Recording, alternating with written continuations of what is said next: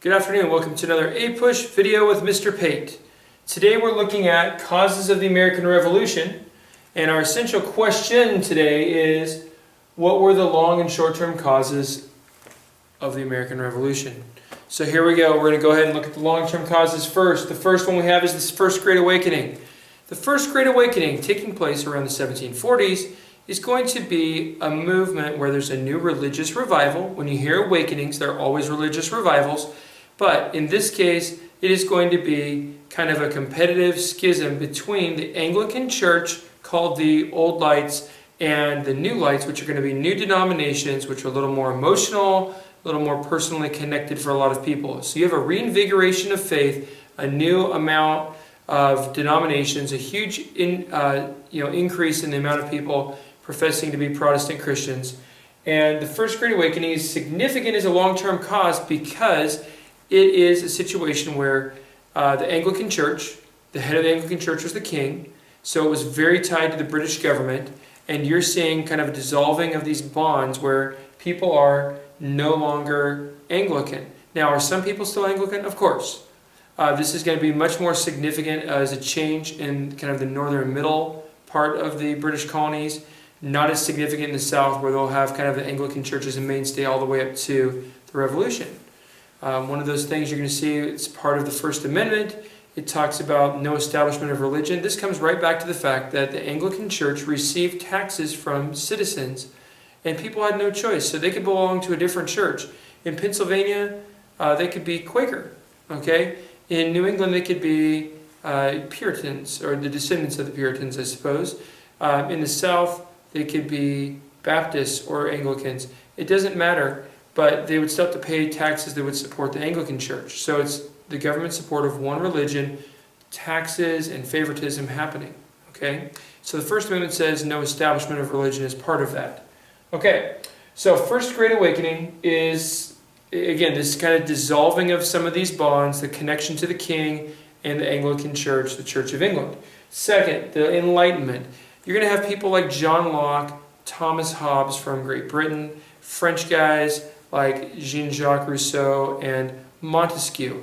And they're going to have ideas like natural rights, that there ought to be a social contract between the governed and the governing, and if you have a bad government, you should be able to get rid of it. Ideas like a limited government, having a Bill of Rights, having 3 branches of separated power in the government. So a lot of these ideas that are basically saying, you just don't have this divine government. If the government's a bad government, get rid of the government. Well, this is significant because in the North American colonies, there was something that was derived from New England and the Puritans. That is the importance of reading the Bible. The first colleges, like Harvard and Princeton, are going to be founded in New England by the Puritans and other groups that are coming from England, and they want everyone to be able to read the Bible. They want an educated, literate population, and they found the earliest colleges. Okay? Well, so the average American was more literate than the average European at this time. Remember, you have a total royal control everywhere in Europe, but the Americans, they're a little more detached. Yes, the king is in charge, their colonies, but they're a long way away, and this is something that a lot of the colonies were founded on as a focus point, and it kind of spreads through the colonies from New England, where it was the early focus point. The Enlightenment spreads these ideas, kind of rejecting that you just have a divine king and he'll be there, he has a divine right to rule. So the Enlightenment, again, dissolving some of the bonds, long-term of connection. The French and Indian War. Okay, so short version of the French and Indian War. It's a battle that begins over Pittsburgh in the Ohio River Valley, and the British eventually win, and, well, there you go. The British are going to get all of the rest of North America. They get what becomes later known as French Louisiana, the New France, but they also are getting all of Canada. So they take all of those possessions, but the problem they have is the debt and the increased costs for controlling all of North America. So yes, they don't have to defend against the French, but they have this huge new area they have to manage, which is increasing costs, and they have greatly increased their debt in the 7 Years' War, which had kind of spread from the Ohio River Valley into a world war. Okay, so the solution the British come up with for this is to cut costs and increase revenue. Cut costs and increase revenue. So how are they going to do that? Short-term causes. We're going to look at some British actions here. The British are going to do some things, and we're going to see colonists, how they respond to those things. So the first thing they're going to do is the Proclamation of 1763. Right when the French and Indian War ends, you had some Native American groups that were allied with the British and some allied with the French. Guess which groups become losers? Well, the Native American groups allied with the French are not going to have like any privilege handed to them from the British. So they're starting to kind of roll back some of these Native American groups. Well, you have this rebellion that occurs from Chief Pontiac's group called, well, it's called Pontiac's Rebellion.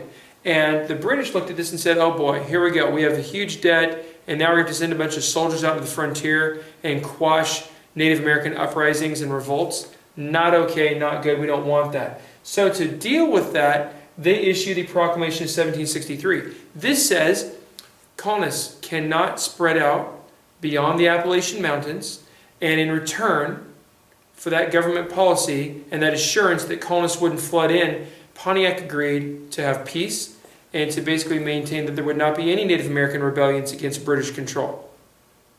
Well, that's great for the British, saving them money because they don't have to send troops out there. I guess it's great for the Native Americans because temporarily they get some peace out of this. But it's going to lead to anger and even some ignoring of the law by the frontier people. They're angry because a key reason they were willing to fight in the French and Indian War was to get western land in the Ohio River Valley. That's the disputed area that starts the whole war. And now they're not going to get that. So they're angry, and sometimes they're ignoring the policy, which is not a good development if you're the British and you want people obeying your policies. Next, the Sugar Act. So this is designed to crush smuggling that's going on. Okay? Smuggling is like trading outside the laws of your empire. And in this case, remember the Navigation Acts we said set up strict laws saying you can trade with only within the British Empire, and you have to pay us a fee if you want to trade outside of it. Some colonial merchants and shippers are like, forget that, we're trading wherever we want. And so they would try and basically just like hope they didn't run into British ships, they hope they wouldn't run into British ships and just go trade wherever they wanted to. Well, so the British clamped down through two methods. One is general warrants. Now you know what a search warrant is, I'm assuming. If you're watching this, that a judge signed saying for one time, that one place, one day, looking for exactly this specific thing, a person can be have their place searched. General warrants, on the other hand, at this time were, hey, you can search anything. Let's say it's John Hancock, who was in fact a merchant and a smuggler. John Hancock, any of his possessions, any of his boats, his warehouses, his buildings, his house can be searched, and it never expires. So it's a huge wide scope. It goes on, never ending, and it's a total harassment. And the other thing with it, the writs of assistance basically said anyone accused of smuggling under the Sugar Act would go up to like Nova Scotia in British Canada and be tried by what they called a Vice Admiralty Court, kind of like a military tribunal. Your jury were British soldiers. Well, is that going to be friendly, or is it going to be more friendly to be in Boston with a jury of your peers that would probably be pretty sympathetic? Obviously, no one wanted to go up to Nova Scotia because you're pretty much going to get convicted no matter if you're guilty or innocent. Okay, so the general warrants and writs of assistance tick off the Americans, and you're going to see anger and even more efforts of, we're going to ignore this and we're going to continue smuggling. Who has the biggest signature on the Declaration of Independence? That's John Hancock. Basically a big, to heck with you, is what he's doing. Because those guys all knew they were in huge trouble if they got caught. They'd be executed as traitors.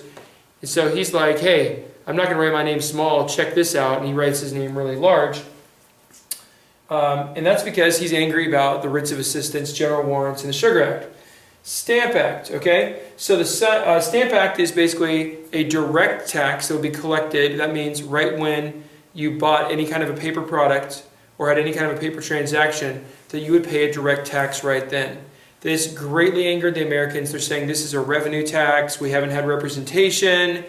And Parliament said, well, Parliament acts on the behalf of all British subjects, and you are the British subjects. And they said, but if you live in this part of Great Britain, you have someone representing you, and we have no one like that. We don't get to elect anyone to that. So the Stamp Act is going to really anger the Americans because they're saying, hey, you're trying to make revenue, and that's not okay in our book. we are, again, we helped you fight the French anymore. Don't try and tax us more now without our consent. This results in the Sons of Liberty, which are going to, attack stamp tax collectors and intimidate them and generally stir up anger and controversy around the Stamp Act. There are going to be boycotts that are organized where people refuse to buy any British products. And even a number of the colonies, although not all of them, are going to get together and they write a document to Parliament explaining why the Stamp Act is unjust and unacceptable. This comes to be called the Stamp Act Congress, and they only form one document and send that off, and it's ignored by the Crown. However, the boycotts and the general intimidation of the stamp tax collectors cannot be ignored because basically this doesn't even work. So eventually Parliament is going to revoke the Stamp Act and say with the Declaratory Act, okay, but we still maintain the right to tax and do whatever we want because we're Parliament and you're the colonies. Townshend Acts. So 2 years later, now we're in 1767. Townshend Acts. So they say, well, we'll be tricky. We'll tax some different products and we'll tax them in harbor before they get to the person. So you're not going to see the tax like a sales tax right when you're paying for it. It's more like a tariff. It's already applied to the thing. If you buy a car not manufactured in the United States, there's a tariff in the price of that car. Okay? That's why Honda, Toyota, Kia, Hyundai, Nissan, they all produce all the cars basically that are sold in the United States. They produce them in the southeast United States like Alabama, Georgia, Kentucky, etc. They're making their cars down there because they can avoid this tariff. But otherwise, it's just part of the cost of the car, and you don't really see it. Well, that was the idea, was to kind of be a little tricky in this instance. Instead of a Stamp Act where it's like a sales tax where you pay the price and then it's like, here's your additional tax, and people are like, mad. Now this would be a little bit more tricky. But the colonists find out this is what's happening, and then anger grows. So again, Sons of Liberty come back. The boycotts, which are effective, come back. Committees of correspondence form, which are small groups of citizens in different communities and even colony to colony that are communicating about problems with the British they're having. This is not good from the British perspective because the colonists are now kind of like starting to work a little together and see the British as them and us being all of the colonies working together. Not a good development. So the British again see this as a problem, and they get rid of all of the elements of the Townshend Acts except for the Tea Act, and they have kind of a new Tea Act. And to help the British East India Company, this huge, powerful company that was hurting financially quite a bit and had a lot of stock and shareholders who were in Parliament themselves, to help out this ailing company, they decided they would lower the price artificially on the tea, but they would maintain a tax. And then that would be basically, tea was like the coffee or soft drink of the time. Everybody drank it. And so, they didn't have a Starbucks, they didn't have Pepsi, they certainly didn't have energy drinks, but everyone enjoyed tea, and it was just this ubiquitous drink everyone had. Well, to tax that is just seen as a slap in the face. Like, well, there's nothing we can do. We're going to have to get that because, again, they weren't producing their own tea. So this results in the Boston Tea Party. And the British quickly respond with the Coercive Act saying, until you repay the lost costs of all of this tea to the government to give to the East India Company, we're going to close Boston's port, suspend your legislature, and in other ways really strangle and hamper and take away the rights, hamper the economic activity of Massachusetts. Massachusetts is kind of the beehive of all of this rebellion activity going on.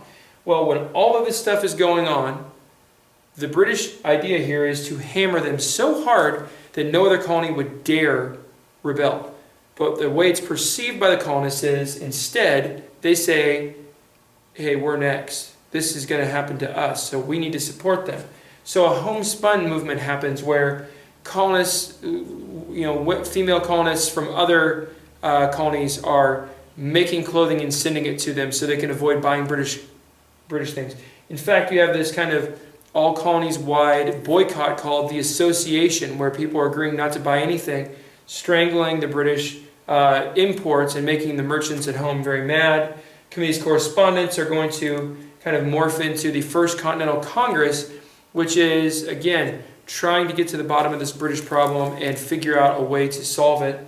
You have later on the next year, the Second Continental Congress forms, and they're going to do several significant things.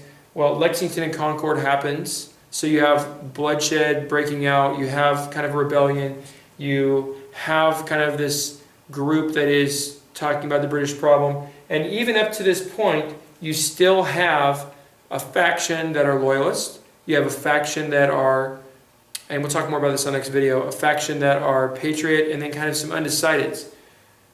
Within the Continental Congress, you have those factions.